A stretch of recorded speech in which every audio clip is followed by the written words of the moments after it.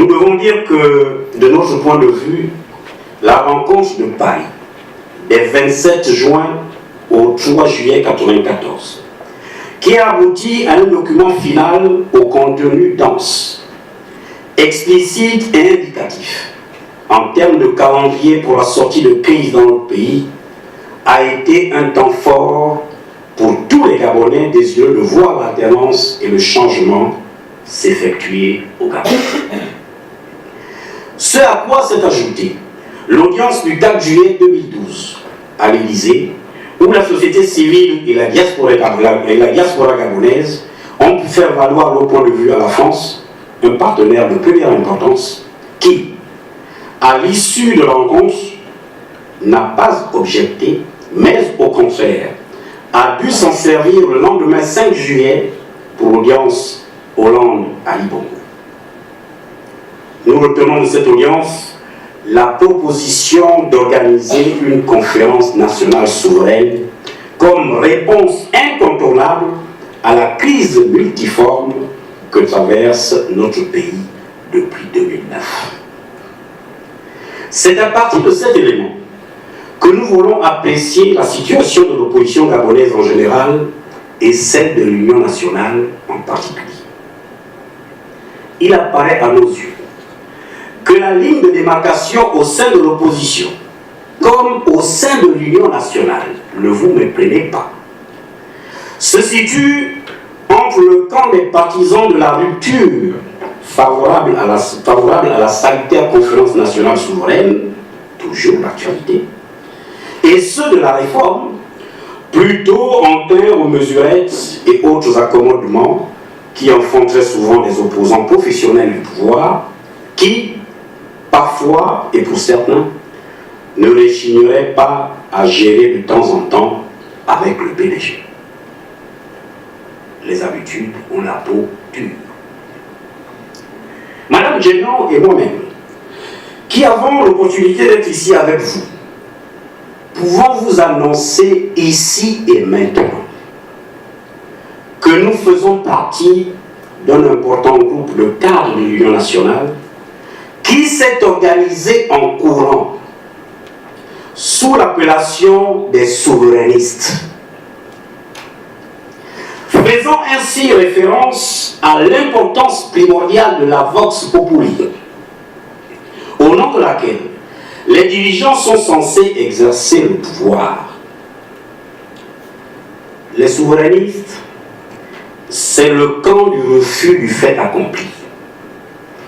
C'est le camp du rejet de l'idée de que 2009 est derrière nous et que ce péché originel, indélébile, devrait pouvoir s'effacer de nos mémoires pour passer à autre chose. Rappeler cela, c'est tout simplement défendre la construction d'une vraie république, d'une vraie démocratie, qui ne saurait s'accommoder de futures et éphémères considérations de personnes au détriment des principes. Rappeler cela, c'est aussi tourner le dos au paternalisme politique, qui a trop longtemps servi de fondement en Afrique en général, au Gabon en particulier, au positionnement des élites qui semblent avoir tourné le dos aux responsabilités historiques qui sont les leurs dans le processus de construction d'un pays moderne. À propos des élites, mes chers amis, mes chers compatriotes, j'ai souvent l'habitude de dire que je ne connais pas de pays, je ne connais pas de nation qui se soit construit sans ces élites. J'en distingue généralement trois types d'élites. L'élite intellectuelle et ou universitaire, l'élite entrepreneuriale et ou économique, et l'élite spirituelle.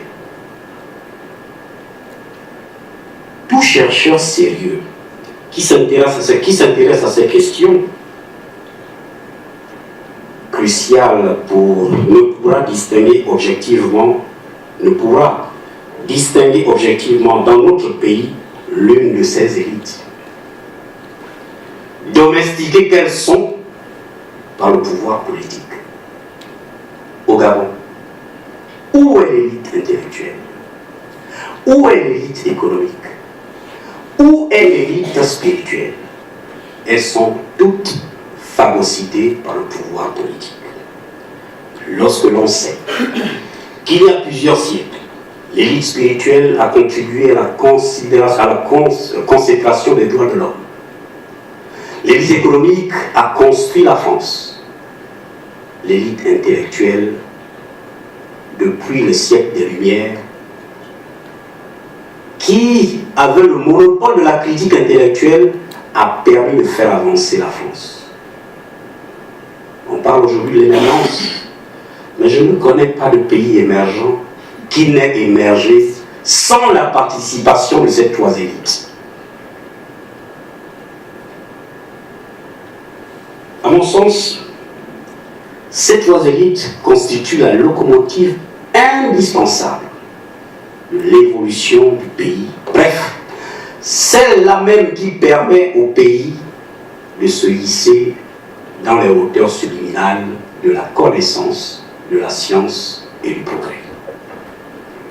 La diaspora que vous constituez ici devrait être sensible à la question que l'on est en droit de se poser. Élite gabonaise, où êtes-vous? C'est un peu la question que je soumets à votre réflexion ici. Parce que je sais que cette diaspora que vous constituez n'est pas constituée d'étudiants. Elle est constituée d'hommes et de femmes qui ont atteint un niveau intellectuel capable de faire figurer les uns et les autres dans les trois catégories d'élites que j'ai déclinées tout à l'heure. C'est dire la responsabilité qui est la vôtre dans l'émergence, faute de terme, de l'une de ces trois élites. Au-delà du courant souverainiste de l'Union nationale, les souverainistes sont ouverts à d'autres membres de la société civile ou de partis politiques comme l'UPGL de David Madiga et Adrien Adienon Ajanga, du RNB du professeur Pierre-André Kombi-Koumbe et d'autres individualités comme par exemple mon cher et éminent collègue Albert Odorsa qui a accepté de rejoindre les souverainistes et qui tous ont en partage avec nous l'idée de faire prévaloir la souveraineté du peuple dans la dévolution et l'exercice du pouvoir dans notre pays. Les souverainistes veulent placer la République au-dessus de toutes les valeurs politiques. Dans une république, chers amis, la petite expérience que j'ai du fait de ma formation universitaire m'amène à toujours penser que dans une république, les gouvernés n'ont pas à avoir peur des gouvernants. Quand on observe la pratique politique gabonaise, on se rend compte, et nous étions encore tout jeunes, lorsque prononcer même le nom du chef de l'État était quasiment un crime de lèse-majesté.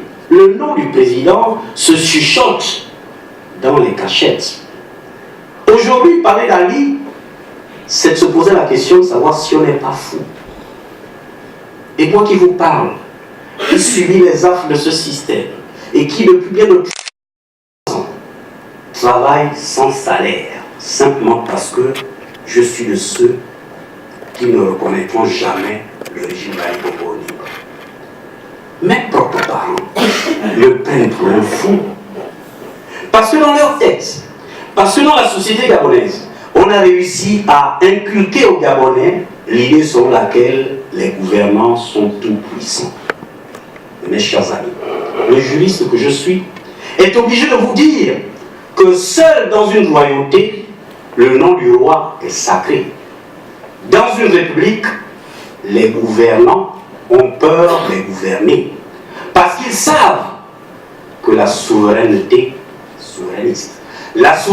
appartient au peuple qui n'a fait que la déléguer à ceux qui sont appelés à gouverner ce peuple.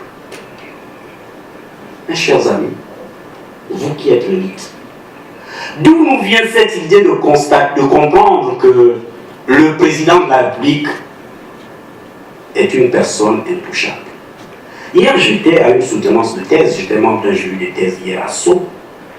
Et avant la soutenance, je déjeunais avec mes collègues qui me demandaient un peu comment se passe la situation au Gabon. Et tous étaient atterrés de constater qu'au Gabon, Ali Bongo est quasiment un roi.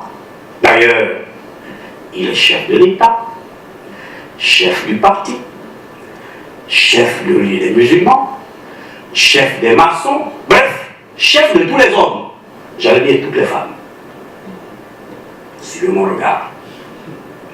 Donc, c'est dire que au Gabon, on pourrait se poser la question de savoir si nous sommes encore en République. D'ailleurs, dès lors que mes propos seront connus des émergents, ils me prendront pour un fou, pour un aigri. De quoi? Je n'en sais rien. Pour quelqu'un à qui ils auraient tout donné et qui serait ingrat. Ils m'ont donné quoi? J'ai passé un concours pour être agrégé. Mais pour eux, dans la logique du système gabonais, le roi est tout puissant. Le président est un roi, personne n'en parle. Les Gabonais aujourd'hui sont réduits à l'état de sujet. Le Gabon est réduit à l'état d'une monarchie. Et d'ailleurs, ce n'est que dans les monarchies où un président reste plus de 40 ans. Ce n'est que dans les monarchies où on est président au nom du Père, du Fils et bientôt du Saint-Esprit. Pourquoi pas? Puisqu'il paraît qu'on est en train de le préparer pour succéder à son Père. C'est ici le lieu, mes chers amis, chers compatriotes, de vous interpeller. Évidemment, ce discours-là, lorsqu'on le tient au Gabon, on est tout de suite pris pour des fous, des imbéciles, des gens qui ne comprennent rien.